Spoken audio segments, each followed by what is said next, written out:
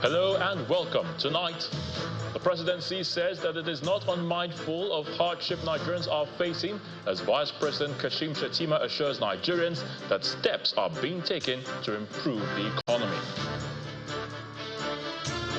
The Chairman, Presidential Committee on Fiscal Policy and Tax Reforms, Taiwo Oyedele, says Nigeria's wealthiest citizens will be subject to a personal income tax rate of 25% starting next year.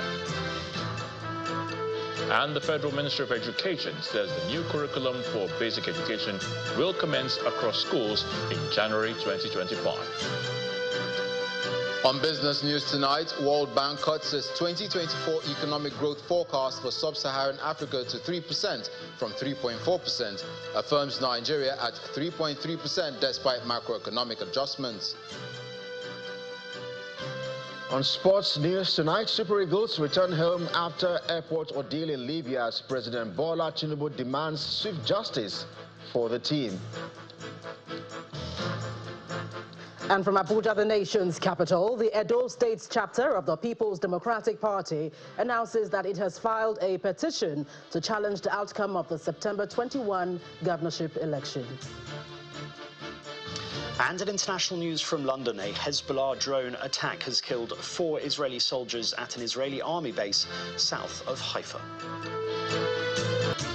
The Vice President of the World Bank, Mr. Indermit Gill, says that Nigeria has the largest number of people living in extreme poverty globally.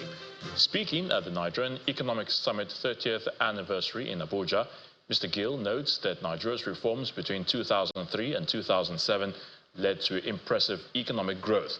He adds that the growth was not sustained, leading millions of Nigerians into poverty. Our correspondent, Benny Ark, reports. This is my first time. The 30th Nigerian Economic Summit is themed Collaborative Action for Growth, Competitiveness and Stability. The summit brings together key stakeholders to discuss and proffer solutions to Nigeria's economic challenges. Among those in attendance is Vice President Kashim Shettima, members of the Federal Executive Council, captains of industry, as well as development partners. The summit, which is jointly organized by the Nigerian Economic Summit Group, NESG, and the Federal Ministry of Budget and Economic Planning, is considered a reflection of the need for partnership to address the nation's economic challenges. Today's challenges demand a new approach centered on collaboration to promote growth, competitiveness, and stability. Before we seek cooperation and understanding of the broad spectrum of the citizenry, as there is indeed light at the end of the tunnel. The economy is facing the right direction and the decline has been arrested. What we have achieved, what has been achieved is a result of boldness, resilience, and collaboration. And thus, we need more to compensate for the decades of underinvestment and to ensure that we deliver a collaborative, competitive, and stable environment. The Vice President of the World Bank, Mr. Indermit Gill, who is also the Chief Economist of the International Financial Institution, has some concerns about Nigeria's economy. Without solid progress in Nigeria, the Sustainable Development Goals that we all talk about will remain out of reach. Nigeria, after all, is now the country with the largest number of people living in extreme poverty, not just in Africa, but across the world. But Nigeria's reforms from 2003 to 2007 were exactly what was needed, but they were not sustained. Today's fiscal, monetary, and exchange rate reforms are hurting everyone, especially ordinary Nigerians who are for food and transport. The government must do everything in its power to protect the most vulnerable citizens against hardships because their lives and the lives of Nigeria's 110 million children depend on it. Vice President Kashim Shettima represented President Bola Tinubu at the summit, and he explains how the administration's reforms will ensure long-term stability. The present administration, through the Renewed Hope agenda, has embarked on bold and courageous reforms designed to create an environment that fosters sustainable economic growth and shared prosperity.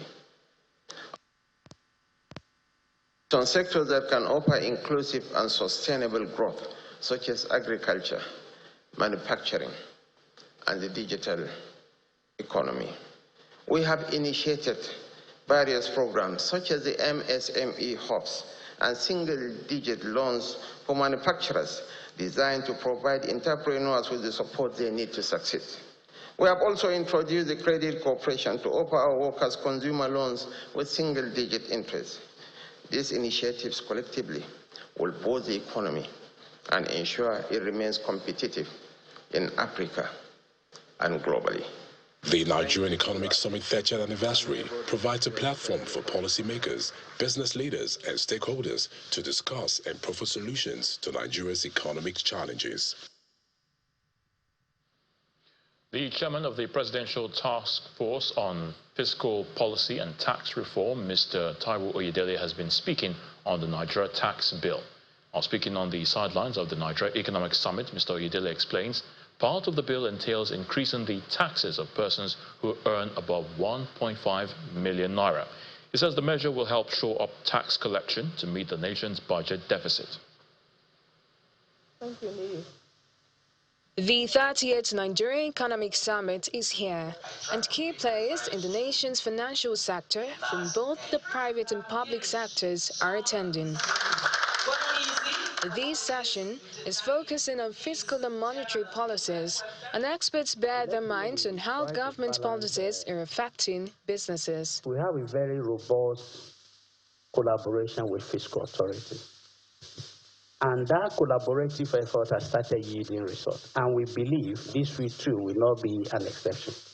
We are going to talk with the monetary authority is already talking to the fiscal authority on how do we can come up with a model that we may not necessarily have to be releasing all this money into circulation at the same time. Inflation and fluctuations in the foreign exchange market are some of the major economic issues in Nigeria. And with that, the representative of the central bank assures Nigerians that the interventions of the Apex Bank will yield the desired results. Ease of doing business for us is very key right now. But we would like to see it formalized, have a sort of like, and I think we're talking about it tomorrow, a policy compact to say this is how you can support us in the next 2 years and let us grow as a sector and get back to where we're supposed to be. Participants at the forum also take time to seek clarity on the nation's tax reforms. What they haven't realized... The chairman of the Presidential Fiscal Reform and Tax Reform Committee gives some clarity. If you earn 1.5 million naira a month or less, your personal income tax bill will go down. Of course, at the lower end, completely exempted. But if you earn more than that amount, you see it going up incrementally up to 25%. Today, if you earn 100 million naira a month, nobody hits 19% effective personal income tax rate. We're taking that up to 25% for the rich people. And that's because you need to balance the book. Why is that important? We also have the one around VAT. We look at food, we look at health, we look at education, we look at accommodation and transportation. An earlier forum focused on regulatory policies, where government officials promised to implement policies thrive. The Minister for Arts, Culture and Creative Economy, Hannatu Musawa, is looking at the possibility of contributing about $100 billion to increase the gross domestic product by the year 2030. This, according to her, can be achieved through collaboration with the Ministry of Industry, Trade and Investment. She stated this at the stakeholders' engagement on the National Intellectual Property Policy and Strategy. Our correspondent, Emanuela Ekele, reports. Thank you very much. You may be seated, please. The Ministries of Arts, Culture and Creative Economy and Trade and Investment are collaborating to improve the intellectual property policy. The stakeholders have gathered to revalidate the intellectual property policy and strategy, take a look at the document and make necessary corrections. In 2022, a draft National Intellectual Property Policy and Strategy for Nigeria was developed through the collaborative efforts of Nigerian Copyright Commission, Trademark Registry, Patent and Design Registry. This, however, was not presented to the federal government for consideration. While looking at how to replicate the value created abroad, the ministries are aiming at a robust growth of the gross domestic product by 2030 through intellectual property policy. In my ministry, we have committed that we want to have a great expansion economically, whereby we will contribute at least $100 billion to increase the GDP by 2030. And the first step in giving us the ability to do that is to have IP. Let me at this juncture reiterate that having an intellectual property policy for Nigeria is crucial for the growth and development of the economy.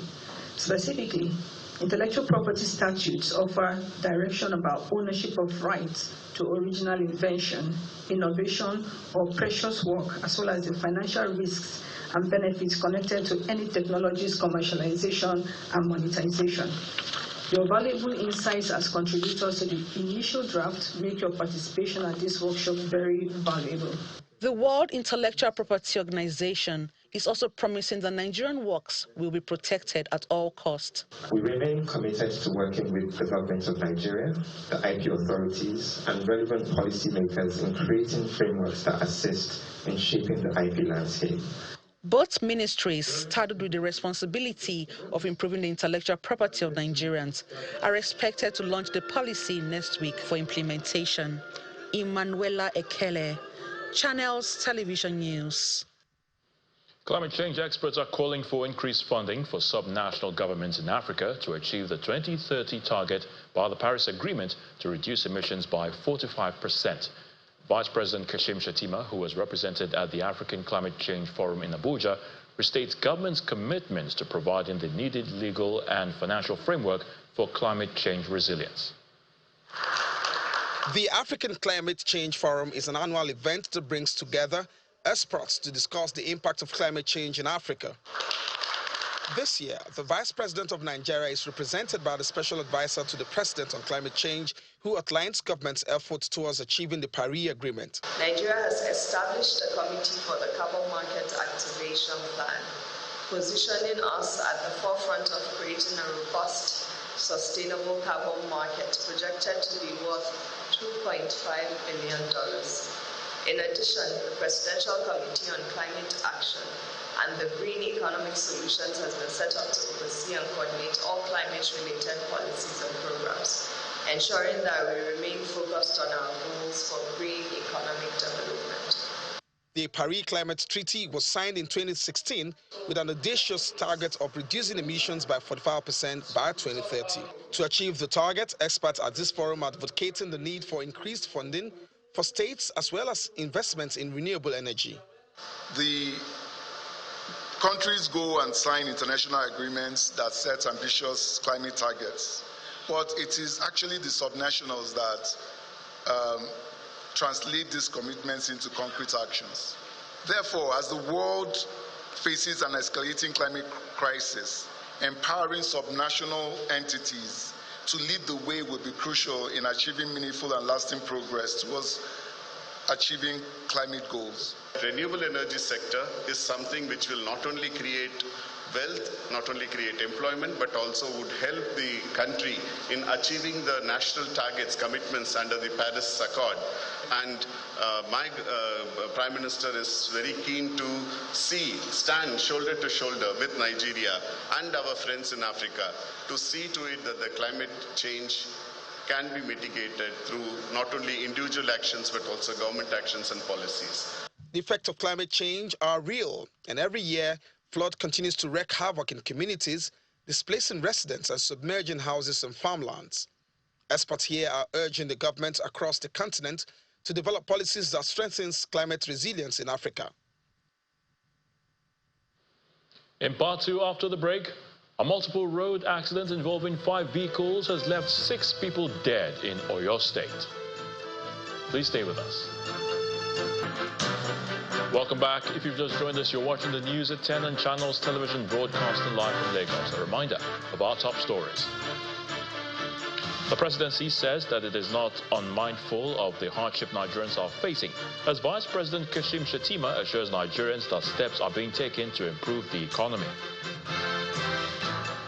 The Chairman Presidential Committee on Fiscal Policy and Tax Reforms, Taiwo Oyedele, says Nigeria's wealthiest citizens will be subject to a personal income tax rate of 25% starting next year.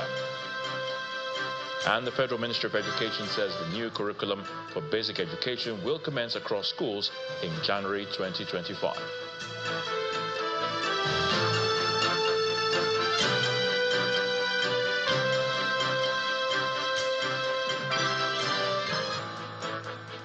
The Federal Ministry of Education has announced that the new curriculum for basic education will commence across schools in the country by January 2025. The Minister of Education, Professor Tahir Maman, who disclosed this in Abuja at the stakeholders meeting on the implementation of the new curriculum, says senior secondary education curriculum will also commence by September 2025. Professor Maman says the new curriculum will address problems of learning crisis and employability, as the new skills acquisition to be introduced will have a multiplier effect by equipping students with 21st century skills. The minister adds that the next 3 months will be used for the preparatory stage, including preparing teachers' guides in using the curriculum. 6 persons, all adult males, have been confirmed dead in a multiple road accident involving 5 vehicles at Amuloko area of Onara local government area of Oyo State. A statement by the Sector Public Education Officer, Oyo State Road Safety Command, Mr. Mayowa Idewo, says 6 adult males lost their lives, while 5 other adult males sustained varying degrees of injury. The accident, which occurred at about 8 a.m. at Okeleshin, Amuloko in Onara local government area of Oyo State, involved 5 vehicles comprising 2 articulated vehicles, a minibus, and 2 tricycles, which were significantly damaged due to the impact. Eyewitness accounts say one of the trucks carrying tiles lost control due to possible brake failure and then rammed into another truck carrying drinks, while the tricycles and the minibus all got caught up in the chaos that ensued. Eyewitnesses corroborated the FRSC's figure of fatality as they claimed that 6 people died at the scene of the accident. The 5 other adult males who sustained injuries have been taken to a neighborhood hospital where they are receiving treatment, while those who died have been deposited at the morgue of the University College Hospital, UCH, in Ibadan. In Delta State, the divisional police officer of Agbaro Police Division has lost his life after hoodlums ambushed officers during an operation. The State Police Public Relations Officer Bright Adafe confirmed to Channels Television that the incident occurred in the early hours of today. According to him, 2 divisional police officers from Agbaro and Orerokwe stations were on an operation with some officers when they were ambushed and shot at by hoodlums. Sadly, the DPO of Agbaro lost his life, while the other officer sustained injuries and was rushed to the hospital, where he is now in stable condition. The police have given assurances that the hoodlums will eventually be caught. In a separate incident, there was a security breach in Onitsha Lona and Nyocha North local government area of Delta State, and youth went on a rampage, setting buildings and properties on fire. Others, violence erupted after a community member was allegedly beaten to death by a suspected land grabber who was accused of forcibly taking community land. Some community leaders opposed this, leading to the violence that claimed 1 life. The police have arrested 3 suspects in connection with the crime, and investigations are ongoing. To the power sector now, and another cheery piece of information coming from there with reports of the collapse of the national electricity grid. According to a statement on X by the Abuja Electricity Distribution Company, AEDC, the national grid collapsed at 6:58 p.m. Also confirming this is the spokesperson of Enugu Electricity Distribution Company, Emeka Eze, who says that the general system collapse occurred at 18:48 hours today. A statement issued by Mr. Eze adds that this has resulted in the loss of supply currently being experienced across the EEDC network. The statement adds that consequently, due to this development, all the Enugu Electricity Distribution Company interface with TCN stations are out of supply, and they are unable to provide services to customers in Abia, Anambra, Ebonyi, Enugu, and Imo states. The Eco Distribution Company also confirmed the grid collapse. So let's head now to the nation's capital, and Gloria Umezoke is standing by to give us the very latest from our Abuja studios. Hello, Gloria. Over to you. Thank you, Ayo. Here in Abuja, the National Working Committee of the People's Democratic Party, led by Mr. Umar Damagum, is threatening to unleash the police on suspected officers of the party for contempt of court. Acting National Publicity Secretary of the PDP, Mr. Ibrahim Manga, stated this at a news conference in Abuja, where he also alleged that some prominent members of the party are fueling the ongoing rift that has split the party into two factions. We are constrained to express our utter disgust and disappointment in our colleagues' resort to motor park approach to a mere suspension aimed at providing them with the opportunity to clear themselves of certain allegations leveled against them. Although we have detailed knowledge of the dramas, and this is in caps, the dramas are external, they are not internal, but they are indeed members of the party, and they are in privileged quarters, and they are the ones sponsoring these mischief makers, but it will end the way it has started, without any result. The masquerades should have been guided in their dance steps to avoid stripping themselves naked on the stage. In the face of the reckless violation of a subsisting court order, therefore, we are hereby left with no option but to deploy the services of security agencies in the enforcement of the rule of law. The security agencies are duty-bound to enforce the rule of law for contempt of court, and therefore, without our prompting, the actions will be meted accordingly.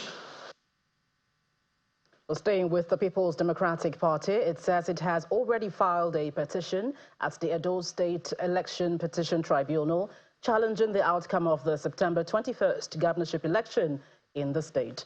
The PDP adds that the inspection of election materials at the INEC office in Edo is of little or no consequence to the party's chances of victory at the courts.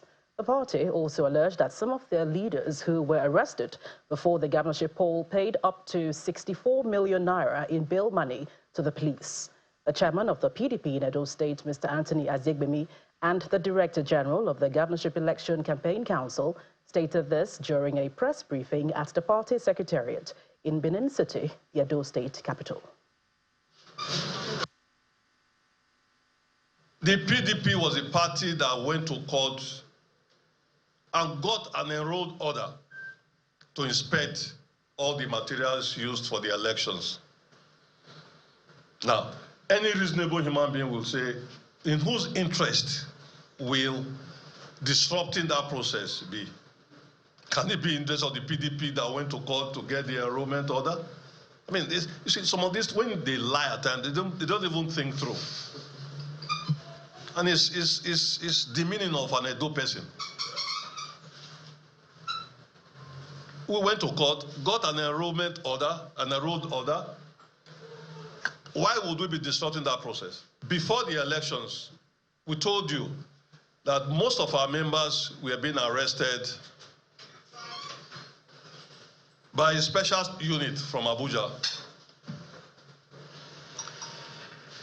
It might interest you to know that most of those guys have been released. But do you know how they were released?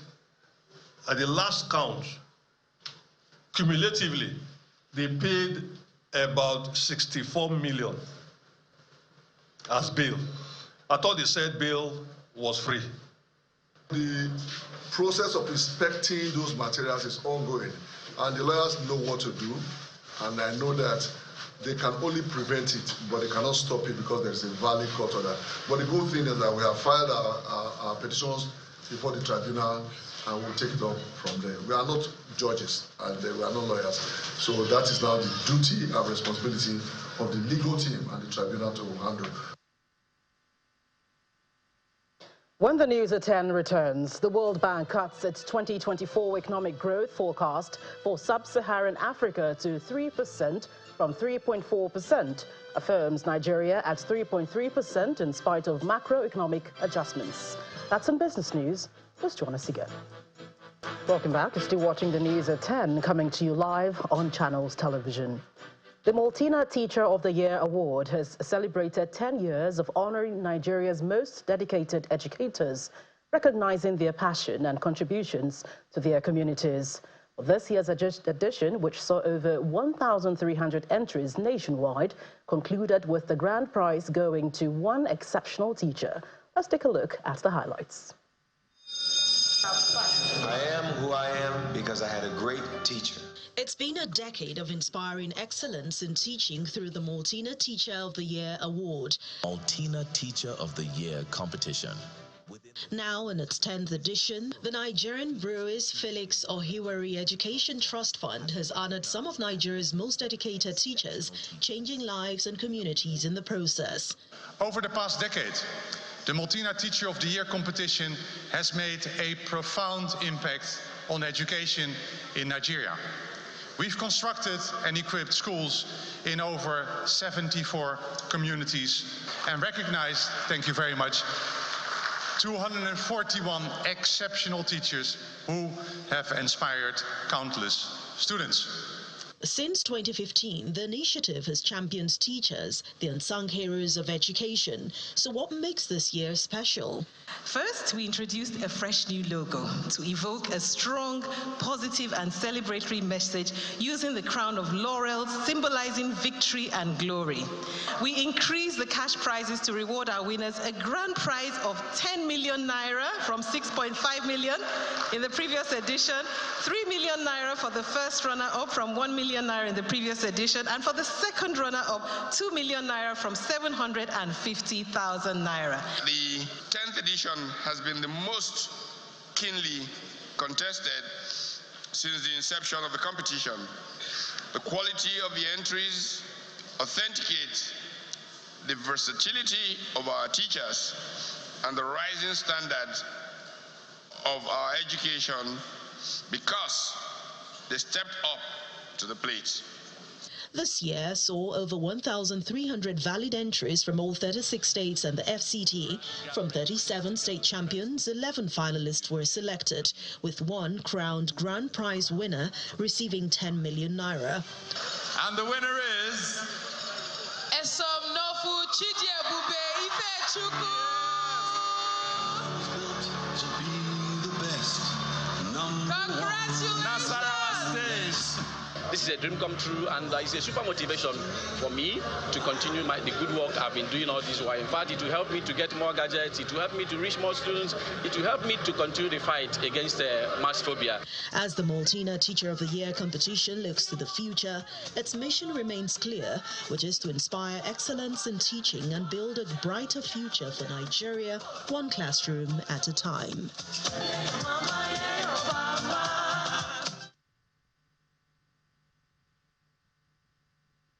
Well, that's it from the nation's capital. For more on the news at 10, it's back to you, Ayo, in Lagos. Thank you so much, Gloria. The Nigeria Liquefied Natural Gas Limited 2024 Prize for Literature and Literary Criticism has been held in Lagos with a prestigious cash prize of $100,000 and $10,000 respectively. It is Africa's most significant literary award, and this year's edition marks the NLNG Limited's 35th anniversary as a corporate entity, the 25th year of operation, and the 20th year of the Nigeria Prize for Literature and Nigeria Prize for Science. This year's edition of the Nigeria Liquefied Natural Gas Limited Nigeria Prize for Literature and the Nigeria Prize for Literary Criticism began with a call for entries for the competition earlier in the year.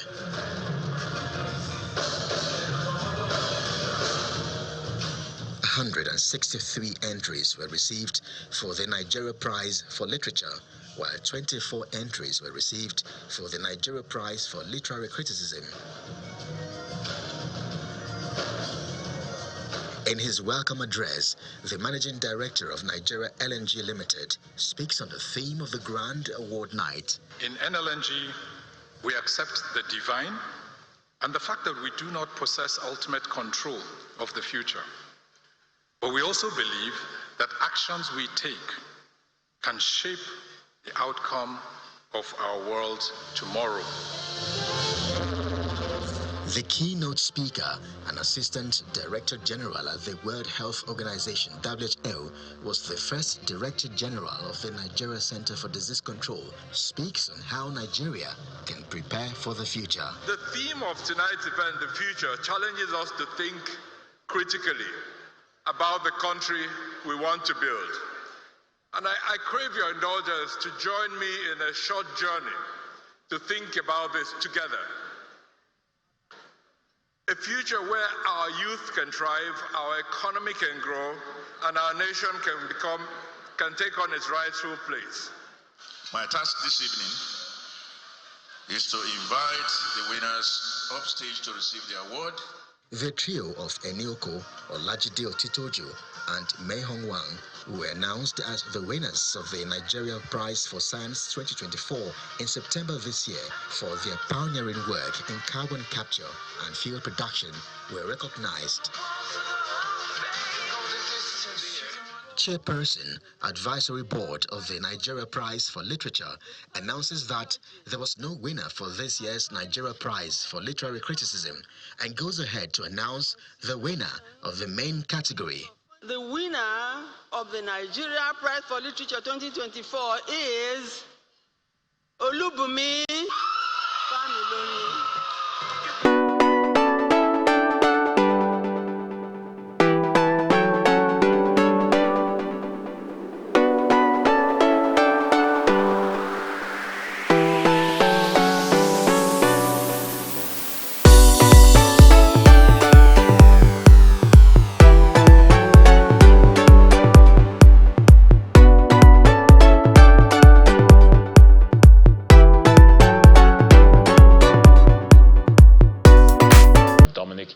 Dominic?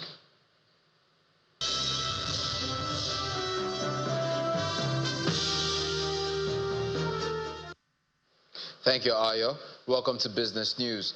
The World Bank has cut its growth forecast for sub-Saharan African economies this year to 3%, down from 3.4% in its latest Regional Economic Outlook report, Africa's Pulse. The International Finance Institution says this is mainly due to the impact of the civil war in Sudan, which has devastated economic activity, caused starvation and widespread displacement. However, the World Bank forecasts next year's growth for the region at 3.9%, above its previous prediction of 3.8%, well above last year's 2.4% due to higher private consumption and investment, just as it affirms earlier projection made in June that Nigeria's economy would grow at 3.3% this year. At the same time, growth in the continent's most advanced economy, South Africa, is expected to increase to 1.1% this year and 1.6% in 2025, up from 0.7% last year. Stakeholders in the renewable energy space met in Nairobi, Kenya, to discuss matters impacting investments in Africa's clean energy development.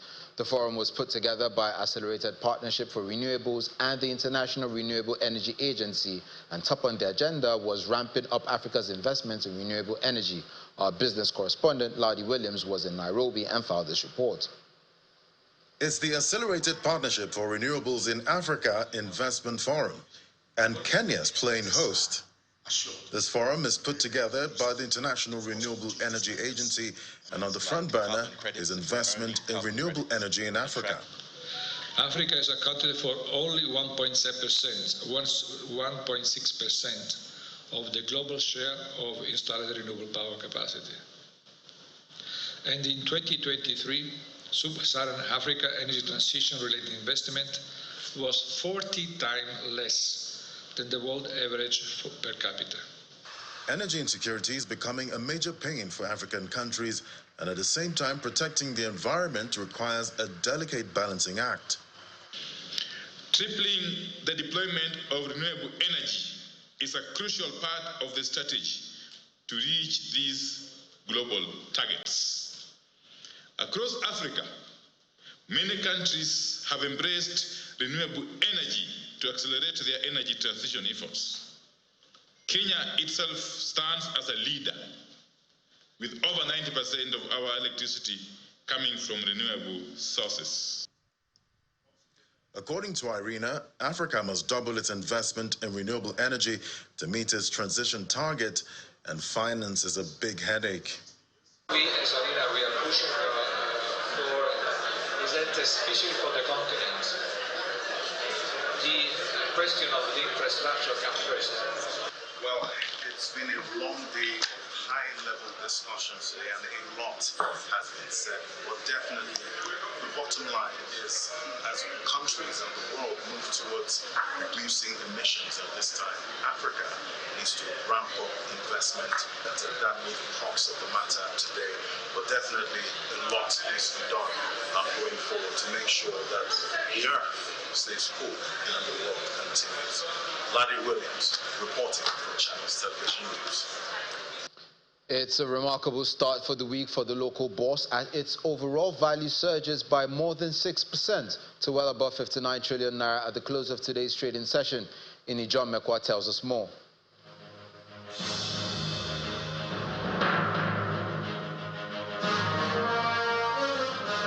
Good evening, everyone. Welcome to the Stock Market Report.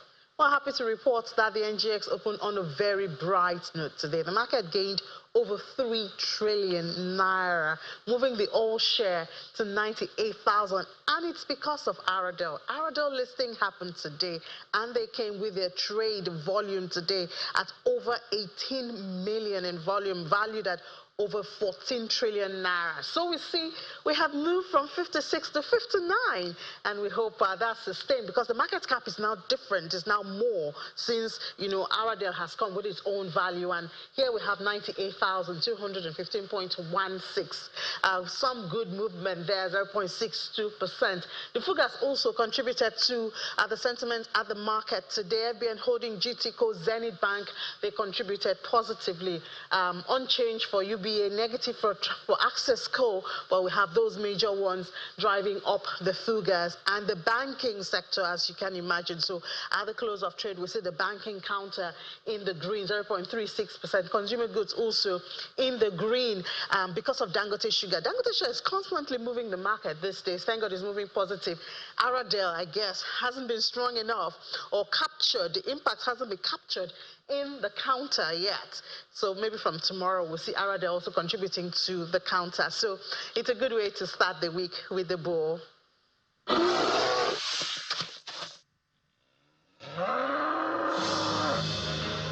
And that's it on business news. Back to Ayo for the rest of the news at 10. Welcome back. The Israeli military says it has found an 800-meter-long underground compound being used by Hezbollah as a command center in southern Lebanon. We'll hear Simon Pusey with more on this and other international news and around the world in 5. Good evening and welcome to the Channel's studios here in London with your international news around the world in 5. A Hezbollah drone attack killed 4 Israeli soldiers at an Israeli army base south of Haifa. It's the deadliest attack on an Israeli base since Israel stepped up attacks on Hezbollah in Lebanon last month. In Lebanon, the health ministry says 51 people were killed by Israeli strikes across the country. And the UN peacekeeping force in Lebanon says Israeli tanks forced their way into one of its positions on Sunday. Israel disputes the UN's version of events. Meanwhile, officials say an Israeli attack on a school used to shelter displaced Palestinians has killed at least 15 people in central Gaza.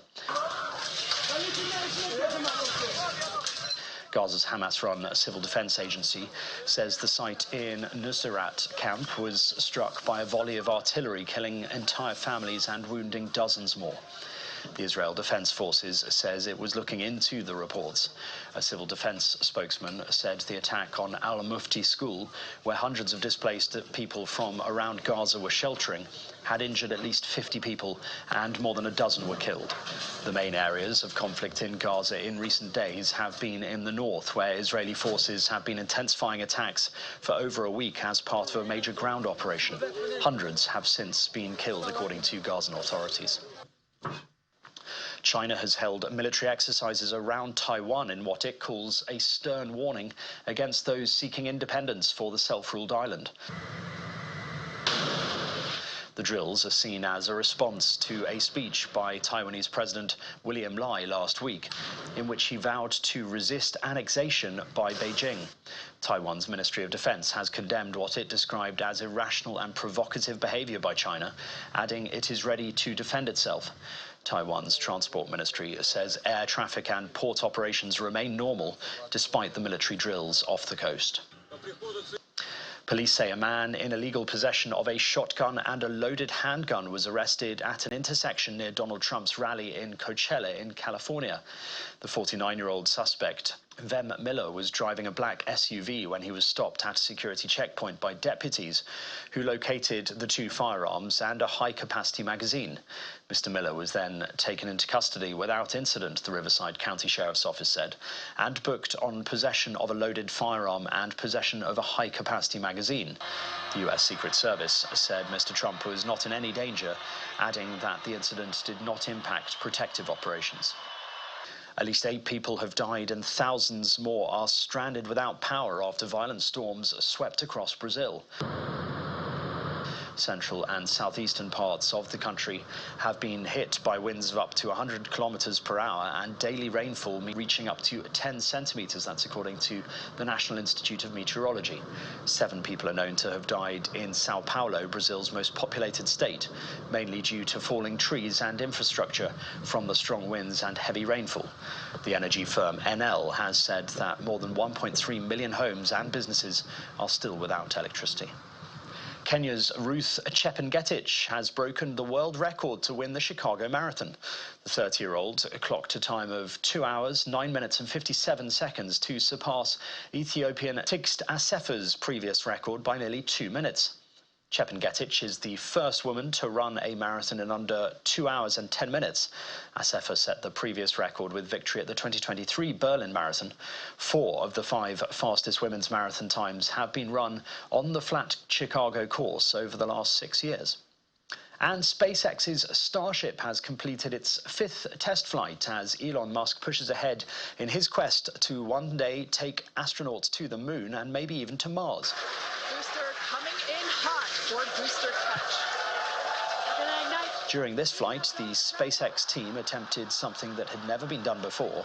Unlike in previous flights, when the booster falls away, it slowed itself down and descended gently back towards the launch pad for a pair of giant mechanical arms to catch it in what's known as the chopsticks maneuver.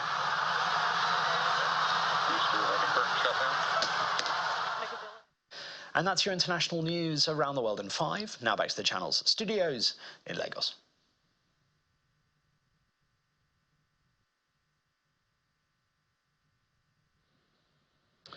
Thanks, Simon, and welcome to Sports News. The Super Eagles of Nigeria have returned to the country after the ordeal at the airports in Libya. The team's flight landed at the Malam Aminu International Airport in Kano.